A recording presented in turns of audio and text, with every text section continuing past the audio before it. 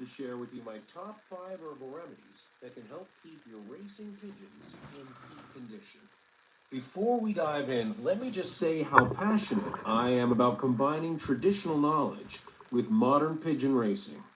Over my 20 years of working with these magnificent birds, I've discovered that sometimes the gentlest, most natural approaches can make a world of difference in your pigeon's health, stamina, and racing performance. Today's video is going to be comprehensive.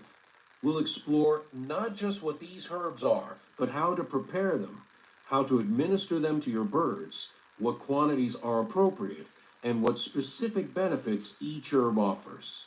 I'll also share some personal stories of success from my own loft and from champion racers around the world who have incorporated these natural remedies into their training regimens.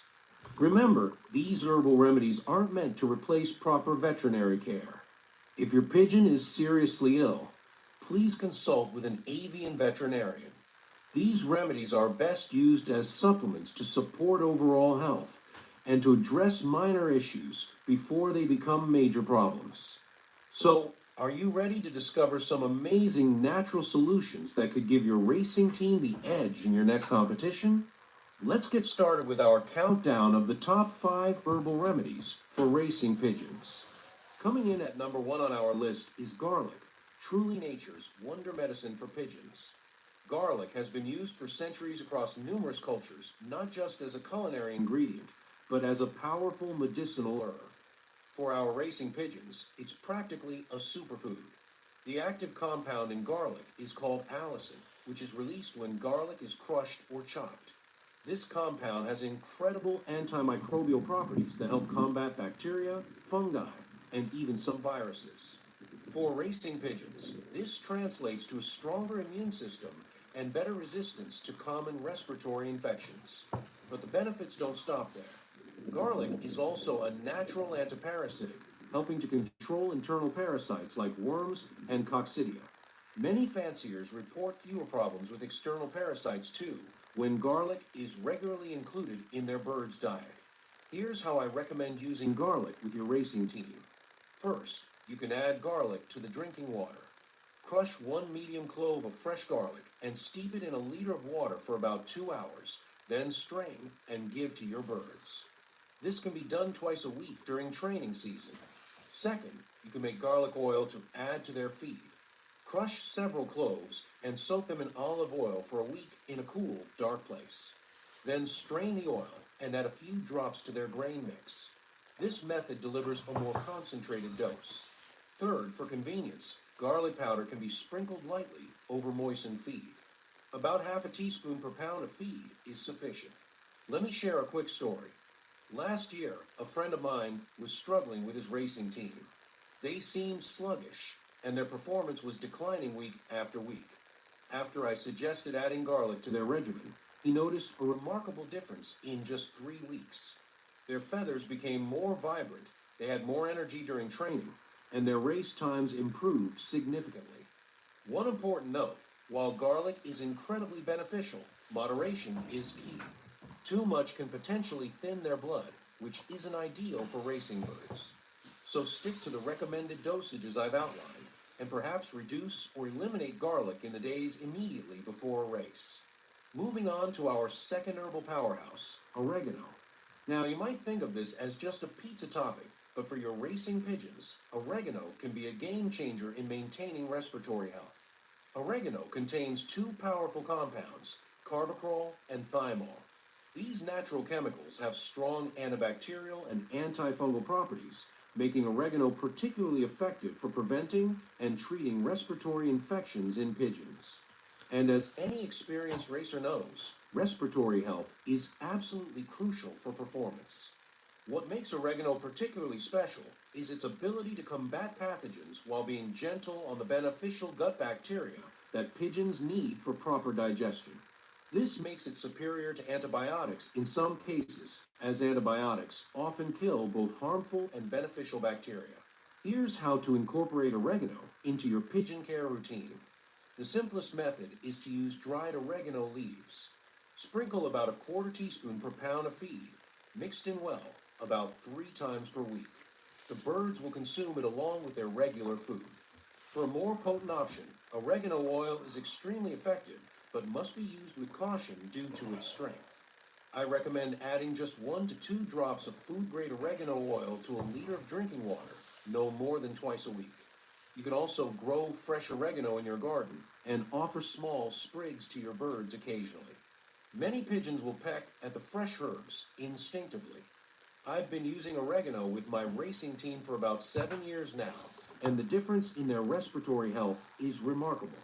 During the damp fall season, when respiratory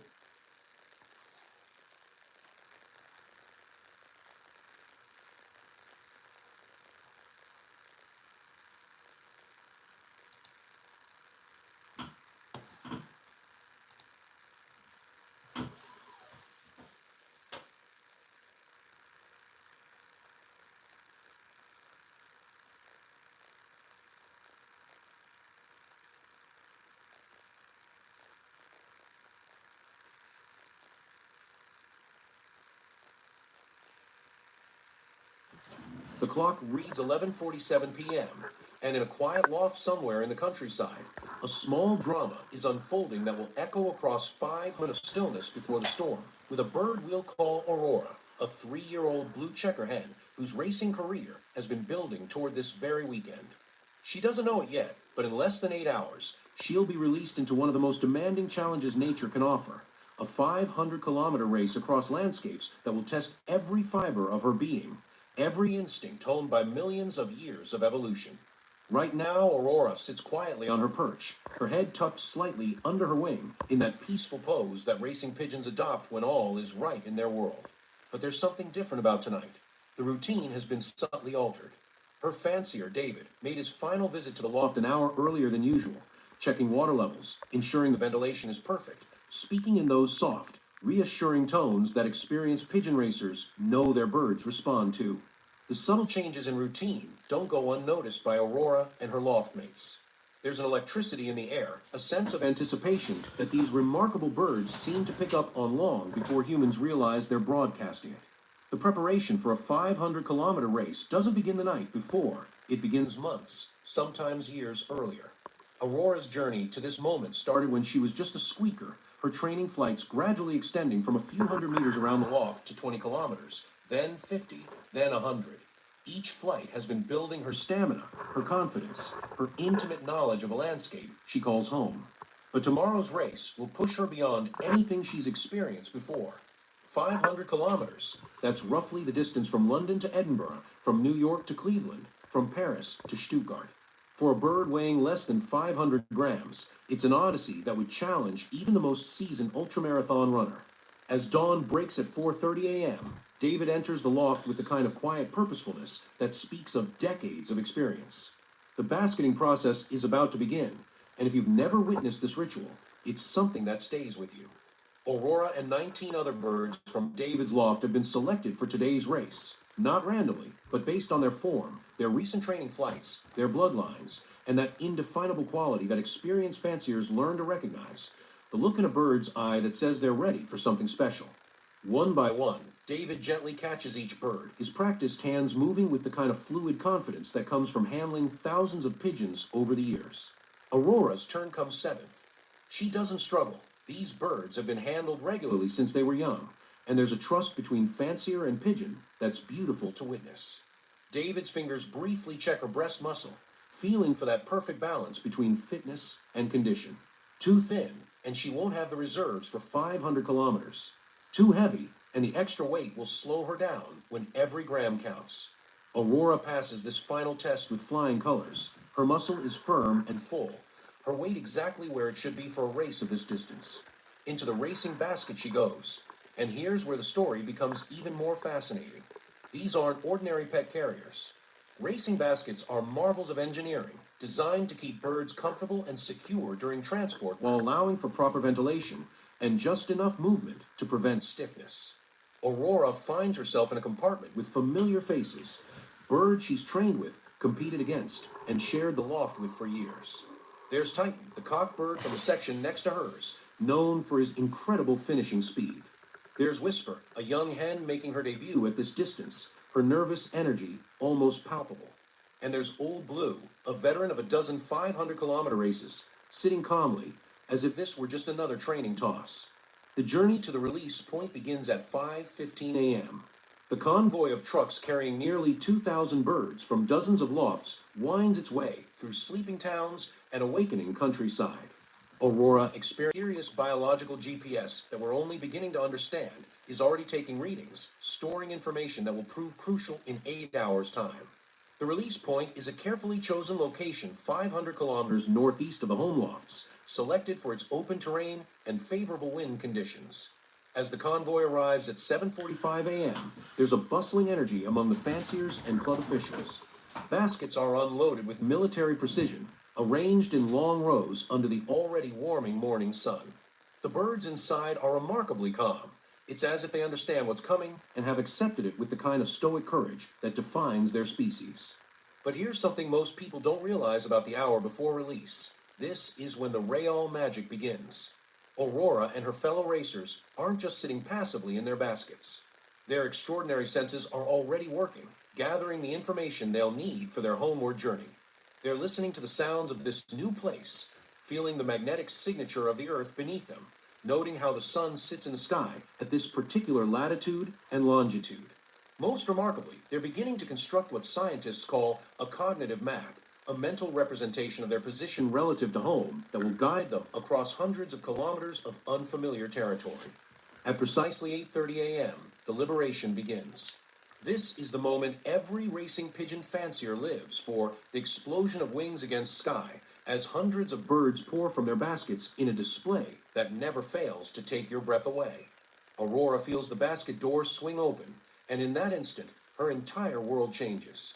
The first sensation is pure freedom, the ability to stretch wings that have been folded for 3 hours, to fill her lungs with the crisp morning air, to feel the sun warm her feathers. But freedom comes with responsibility, and Aurora's response in these first crucial seconds will determine everything that follows. As she bursts from the basket, her heart rate spikes from its resting 150 beats per minute to over 400. Her respiratory system, far more efficient than any mammal's, begins delivering oxygen to flight muscles that will need to sustain her for the next 6 to 8 hours. Her eyes, capable of processing visual information 4 times faster than human eyes, begin scanning the horizon for landmarks, for other birds, for the subtle cues that will guide her home. The first few minutes after release are chaos and beauty combined. Nearly 2,000 birds wheel and circle above the liberation site, their calls creating a symphony that can be heard for miles. Some birds, the eager ones like Titan, immediately strike out in what they believe is the correct direction. Others, like Aurora, take a more measured approach, circling to gain altitude while their internal navigation systems calibrate and confirm the bearing home.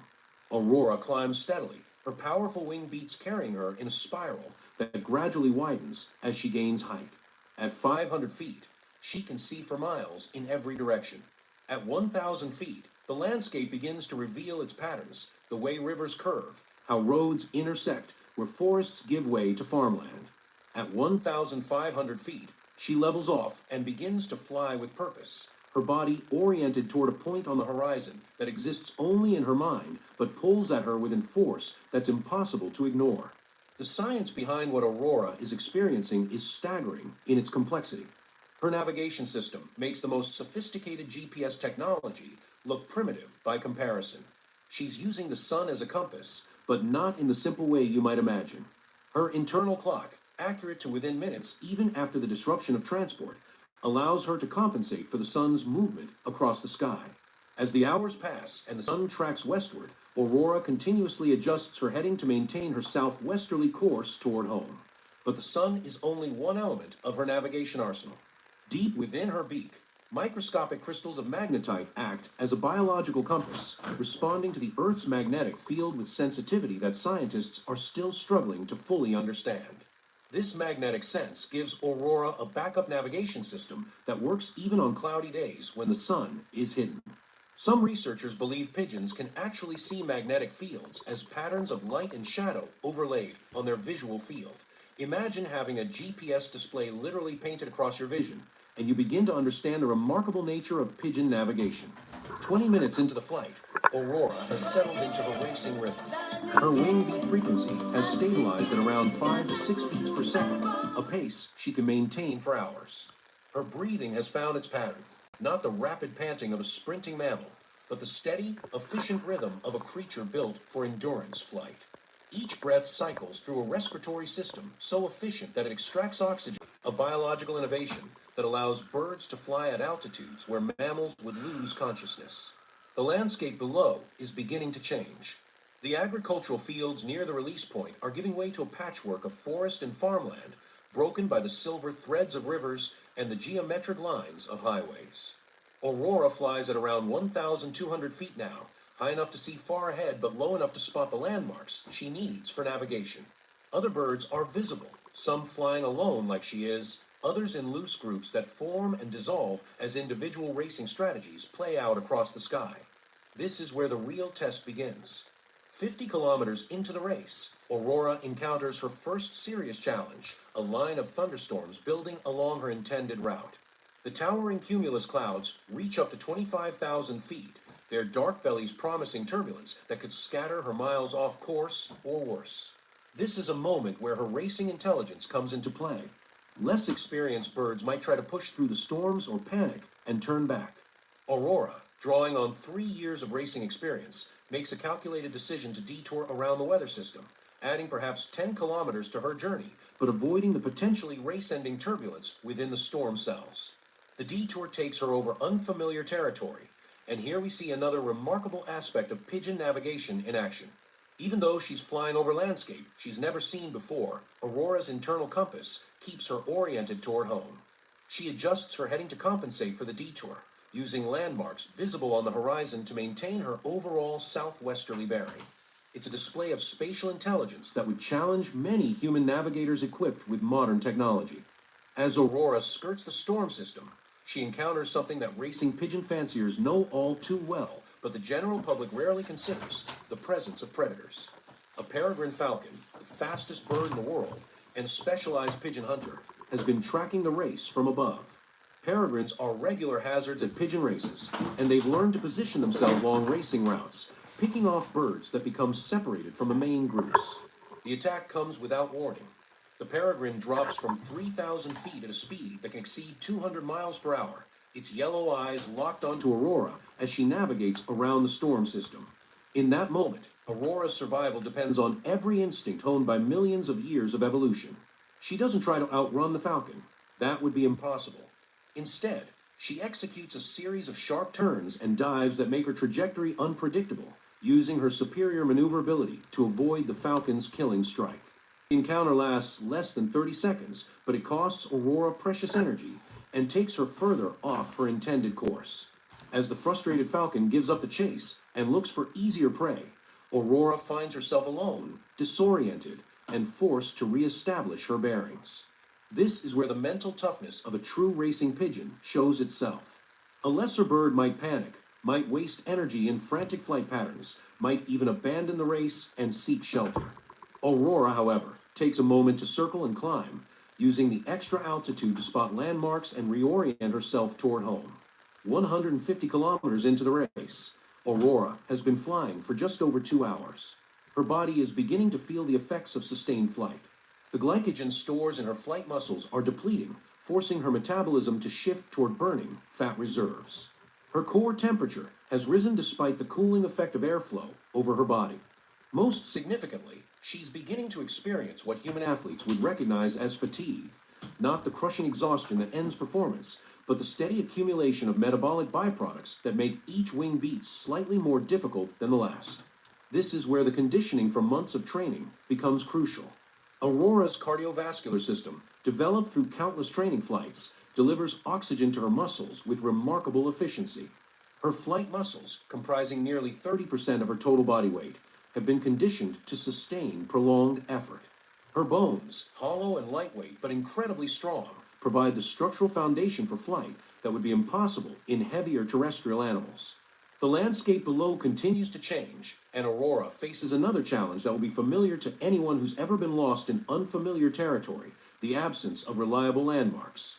She's flying over a vast agricultural region where field boundaries shift with the seasons, where the geometric patterns of cultivation can be confusingly similar across wide areas. Without the GPS tracking devices that some races now employ, Aurora's exact position would be unknown to her fancier back home. But those tracking devices, when used, often reveal fascinating detours and hesitations that tell the story of each bird's individual journey. Modern GPS tracking has revolutionized our understanding of what happens during long-distance pigeon races. The data reveals that even the best birds rarely fly in straight lines from release point to home. Instead, their routes are complex curves and angles, responses to weather patterns, terrain features, and navigational decisions that play out in real time across hundreds of kilometers. Some birds fly wide detours around cities, apparently preferring rural landscapes. Others follow river valleys or mountain ranges, using these natural features as navigation aids. Still others seem to follow magnetic anomalies or infrasound patterns that humans can't perceive. Aurora's route, if tracked, would show the effects of her storm detour and falcon encounter, but it would also reveal something else, a remarkable consistency in her overall bearing toward home. Despite the challenges and course corrections, her average heading has remained within a few degrees of the direct line between release point and loft. This consistency in the face of obstacles is one of the hallmarks of a champion racing pigeon. At the 200-kilometer mark, Aurora faces a new challenge: heat. The morning's cool air has given way to the thermal radiation of a summer afternoon. The temperature at her flying altitude has risen to nearly 85 degrees Fahrenheit, and the sun's rays are beating down on her dark blue plumage. Birds don't sweat like mammals do, so Aurora must rely on panting and increased circulation to her unfeathered legs and feet to regulate her body temperature. The heat adds another layer of stress to an already demanding journey. But heat brings one advantage that experienced racing pigeons learn to exploit: thermal lift. As the sun heats the ground unevenly, columns of warm air rise thousands of feet into the atmosphere. Aurora's sensitive flight sensors detect these thermals, and she uses them to gain altitude with minimal energy expenditure. Soaring in a thermal, wings spread wide and motionless, she can rest her flight muscles while still making progress toward home. It's a brief respite in what has become an increasingly demanding test of endurance. 3 hours into the race, at roughly the 250-kilometer point, Aurora encounters something that reveals another remarkable aspect of pigeon navigation: scent. The human sense of smell is so poor compared to other animals that we often forget its importance in navigation, but pigeons can detect and recognize odor patterns from dozens of kilometers away. As Aurora flies over an industrial area with its distinctive chemical signatures, she's actually adding to her navigational database, storing scent information that she might use in future races over similar routes. The interplay between scent navigation and the pigeon's other navigational systems is still being studied by scientists, but it's clear that odor plays a significant role, especially during the final approach to home. Pigeons raised in lofts can recognize the scent signature of their home area from distances that would astound us. The particular combination of vegetation, soil, nearby farms, and human activity that makes each location unique in the olfactory landscape. As Aurora passes the halfway point of her journey, she's joined by another bird she recognizes: Comet, a cock from a loft 50 kilometers from her own. Comet has been flying a parallel course, and now the two birds begin flying together in a loose partnership that will benefit both. Flying with a companion reduces the psychological stress of a long journey and can provide navigational advantages if one bird becomes disoriented. It's not uncommon for racing pigeons to form these temporary alliances during long races, only to compete fiercely against each other in the final kilometers. The partnership with Comet comes at a crucial time because Aurora is about to face one of the most challenging phases of any 500-kilometer race: the mental and physical low point that typically occurs between 300 and 400 kilometers. Her glycogen stores are now largely depleted, forcing her to rely primarily on fat metabolism for energy. Fat provides more energy per gram than carbohydrates, but requires more oxygen to burn, placing additional demands on her respiratory system. Her flight muscles are accumulating lactate and other metabolic byproducts, creating the avian equivalent of what marathon runners call hitting the wall. This is where the champion qualities that make Aurora special begin to show themselves. Lesser birds might slow their pace significantly at this point, or even drop out of the race entirely to rest and recover. Aurora, however, maintains her cruising speed through sheer determination and the conditioning that comes from years of progressive training. Her wing beats remain strong and regular, her navigation remains precise, and her will to reach home remains unbroken. The landscape below has changed again, now showing the familiar patterns of her home region, the specific arrangement of towns and farms, roads and rivers that she's memorized through countless training flights. But familiar doesn't mean easy, and Aurora still faces 150 kilometers of flight before she can rest. The afternoon sun is beginning its descent toward the western horizon, changing the angles of light and shadow that she uses for navigation. Her internal clock adjusts her compass bearing to compensate, a continuous calculation that happens without conscious thought.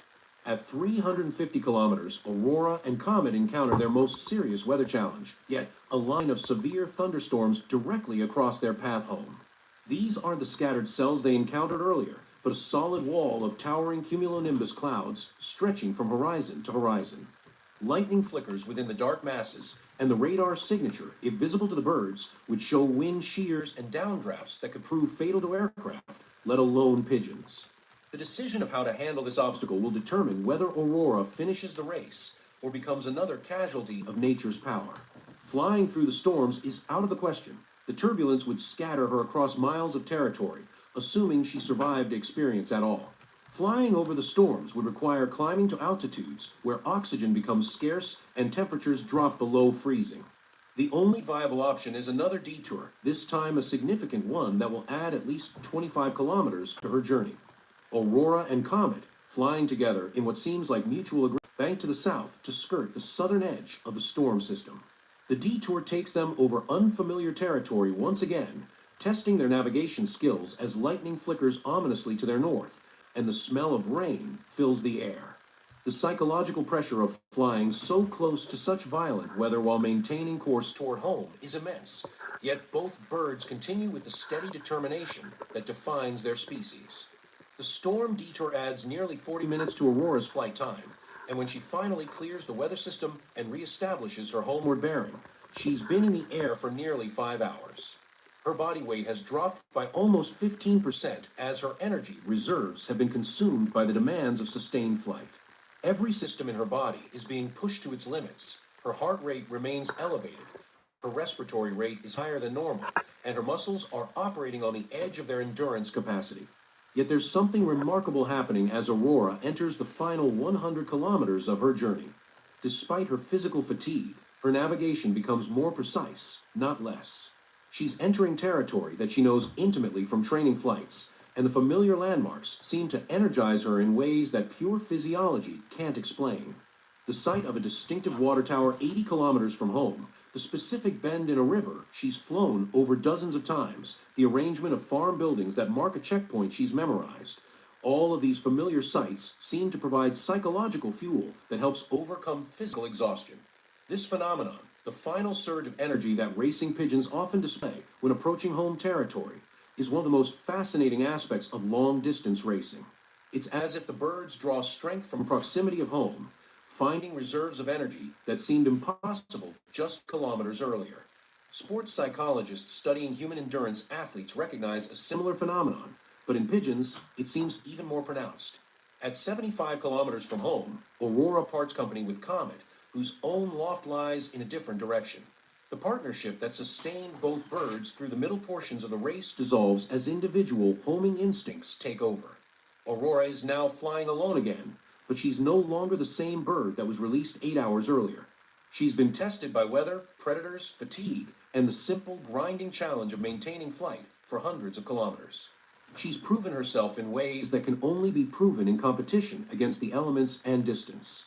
The final 50 kilometers of Aurora's journey reveal another remarkable aspect of pigeon navigation, the increasing precision of their homing ability as they approach familiar territory. While her early navigation relied primarily on sun compass and magnetic compass bearings, Aurora is now using landmark navigation with pinpoint accuracy. She recognizes individual buildings, specific intersections, particular arrangements of fields and forests that guide her along the exact route she's flown during training. But even in these final kilometers, challenges remain. Aurora encounters a flock of local pigeons that try to lead her off course, a common occurrence that racing pigeons must learn to resist. She flies through a brief rain shower that reduces visibility, and creates additional cooling stress on her already challenged thermoregulatory system. Most significantly, she faces the growing fatigue that comes from nearly 6 hours of continuous flight. At 25 kilometers from home, Aurora can see the distinctive skyline of her hometown in the distance. The sight provides a psychological boost that's almost tangible. Her flight speed, which had gradually decreased over the past 100 kilometers, suddenly increases again. Her wing beats, which had become slightly labored, regain their smooth efficiency. It's as if the sight of home territory releases one final reservoir of energy specifically saved for this moment. The final 10 kilometers of Aurora's journey are flown at a pace that would have been impossible hours earlier when she was fresh and strong. This is the racing pigeon's equivalent of a marathon runner's finishing kick, except that Aurora's kick covers 10 kilometers at speeds approaching 60 miles per hour. Her heart rate, which had stabilized during the middle portions of the race, spikes again as adrenaline courses through her system. Her vision sharpens as familiar landmarks rush past below. At 5 kilometers from home, Aurora spots her loft. The small cluster of buildings, the distinctive arrangement of the flight pens, the specific angle of approach that she's practiced thousands of times, all of it pulls at her with an irresistible force. She's no longer just flying home. She's racing against time, against her own exhaustion, against the dozen other birds from various lofts who are converging on the same area from their own 500-kilometer journeys. The final approach to the loft is where 6 hours of endurance flight culminates in a burst of speed that spectators find breathtaking. Aurora dives toward her loft entrance at nearly 70 miles per hour, her wings folded back, her body a streamlined projectile aimed at the small opening that represents safety, food, water, and rest. At the last possible moment, she spreads her wings and flares her tail, converting her diving speed into lift that allows her to land with precision on the landing board. David, who has been monitoring the club's timing system and watching the sky with binoculars for the past hour, sees Aurora's distinctive silhouette appear over the tree line and feels his heart rate spike. He recognizes her immediately, not just her coloring, but her flight style, the particular way she approaches the loft, the angle of her wings, as she makes her final approach. As she lands on the timing pad and triggers the electronic clock that records her arrival time, David experiences the mixture of relief, pride, and pure joy that makes all the months of preparation worthwhile. Aurora's time, 6 hours, 23 minutes, and 14 seconds for 500 kilometers, places her among the top 10% of finishers in the race. But more importantly, she's home safe after one of the most demanding tests that nature and human competition can provide. As she steps through the loft entrance and heads immediately for the water fountain, her body language tells the story of her journey. The slight droop of exhaustion, the quick, efficient movements of a bird that knows exactly where everything is, the immediate focus on rehydration and recovery. Within minutes of her arrival, Aurora is drinking deeply from the loft's water system, replacing the fluids lost during 6 hours of intensive flight. Her first drink lasts nearly 2 minutes, an eternity for a bird, as her body begins the process of recovery from one of the most demanding physical challenges she'll ever face. The water is followed by a careful selection of high-energy seeds from the feeding stations, her body instinctively choosing the nutrients needed for recovery. The transformation from racing bird to recovering athlete happens quickly. Within an hour of her arrival, Aurora's heart rate has returned to near normal levels. Her breathing has slowed from the rapid rhythm of sustained flight to the peaceful pattern of rest. Her body temperature, elevated by hours of muscular effort, gradually returns to normal as she rests in the familiar comfort of her home loft. But perhaps the most remarkable aspect of Aurora's recovery is how quickly she returns to normal behavior. Within 2 hours of completing a 500-kilometer race, she's preening her feathers with the same methodical attention to detail she shows every day. She's interacting normally with her loft mates, showing no signs of the stress or trauma that such a journey might be expected to cause. It's as if the race, as demanding as it was, represents a natural expression of her capabilities rather than an artificial challenge imposed by human competition. The GPS data from Aurora's race, when analyzed later, reveals the full story of her journey. Her total distance flown was actually 547 kilometers due to the weather detours and falcon encounter. Her average speed, calculated from release to arrival, was just over 85 kilometers per hour. Remarkable when you consider that this includes time spent circling at the release point, navigating around storms, and recovering from the predator encounter. Her peak speeds, recorded during the final approach to the loft, exceeded 110 kilometers per hour. More fascinating than the raw statistics, however, are the patterns revealed by the GPS tracking. Aurora's route shows the subtle course corrections she made throughout the flight, the way she adjusted her heading to compensate for wind drift, the precision with which she navigated around obstacles and back to her original bearing. The data reveals a level of navigational sophistication that continues to amaze researchers studying pigeon flight. Over the following days, Aurora's recovery follows a predictable pattern that experienced racing pigeon fanciers know well. The first 24 hours are focused on rest and rehydration. Her appetite returns gradually, and she shows a particular preference for high-fat seeds that will help rebuild her energy reserves. By the second day, she's back to normal activity levels, preening, bathing, and interacting with her loft mates as if the 500-kilometer race were just another training flight. But Aurora has been changed by her experience in ways that aren't immediately visible. Her confidence has grown. The knowledge that she can complete such a demanding journey and find her way home from 500 kilometers away. Her physical conditioning has been pushed to new levels, creating adaptations that will serve her well in future races. Most importantly, she's added to her navigational database, storing memories of landmarks, weather patterns, and route variations that she might use in races yet to come. The race has also deepened the bond between Aurora and David in ways that are difficult to quantify, but easy to observe. There's a trust that develops between fancier and bird when they've shared the experience of long-distance competition, when the fancier has prepared the bird to the best of his ability, and the bird has responded by giving everything she has to get home. It's a partnership that goes beyond the simple relationship between human and animal. It's a collaboration in pursuit of excellence that benefits both participants. As we reflect on Aurora's journey, from the quiet preparation the night before the race through the explosive moment of release, across 500 kilometers of varied terrain and challenging conditions, to the triumphant arrival home, we're witnessing something that represents one of nature's most remarkable achievements. The ability of a 500-gram bird to navigate across hundreds of kilometers of unfamiliar territory and return home with pinpoint accuracy is a feat that challenges our understanding of biology, psychology, and the very nature of intelligence itself. If you've enjoyed following Aurora's journey through this 500-kilometer race, I encourage you to subscribe to our channel for more in-depth explorations of the remarkable world of racing pigeons. Your subscription helps us create content that celebrates these incredible birds and the dedicated people who race them. And please take a moment to like this video if you found Aurora's story as captivating as I do. It helps other pigeon enthusiasts discover content like this. I'd love to hear about your own experiences with long-distance pigeon racing. Have you witnessed birds returning from races that seemed impossible? Have you seen your own birds overcome challenges that tested every aspect of their abilities? Share your stories in the comments below. Each race has its own drama, its own moments of triumph and challenge, and every story adds to our collective understanding of these remarkable athletes. Aurora's race represents just one story among thousands that play out every weekend during racing season. Each bird that takes to the sky in competition carries with it the hopes of its fancier, the legacy of its bloodline, and the remarkable biological heritage that makes such journeys possible. Some will face greater challenges than Aurora faced, more severe weather, longer detours, more persistent predators. Others will have easier journeys, with favorable winds and clear skies guiding them home ahead of schedule. But every bird that completes a 500-kilometer race deserves our admiration and respect.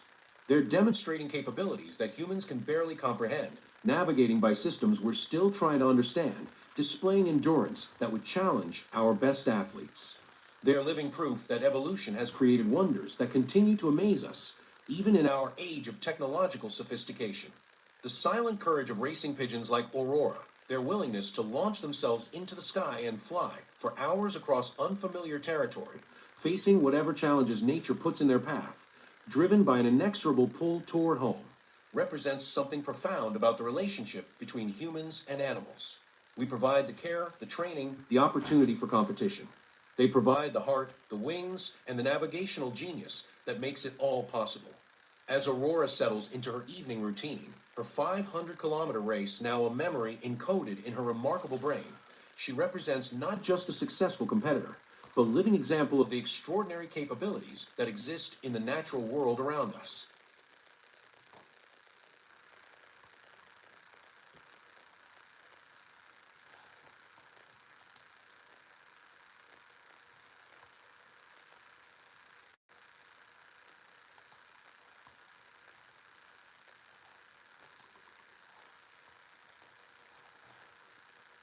Welcome back to the channel, everyone.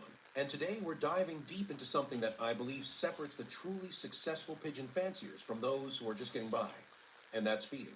Now, I know what some of you might be thinking. Feeding? Really? How complicated can it be? You put some grain in a hopper, the birds eat it, done. But if you stick with me through this video, I'm going to show you why feeding is actually one of the most sophisticated aspects of pigeon racing, and why the top fanciers around the world treat it like the performance science that it truly is. I've been in this sport for over 30 years now, and I've had the privilege of visiting some of the best lofts in Europe, Asia, and here in North America. I've sat down with fanciers who consistently win at the highest levels, and I can tell you that every single one of them has a feeding program that's been refined over years, sometimes decades, of careful observation and experimentation. These aren't people who just throw some corn and peas in a bowl and hope for the best. They understand that what goes into their birds directly translates to what comes out of them in terms of performance. Let me start by telling you about something I witnessed a few years ago that really opened my eyes to how differently top fanciers think about feeding. I was visiting a champion fancier in Belgium, a man who's won multiple national races and whose birds regularly finish in the top positions in some of the toughest competitions in the world.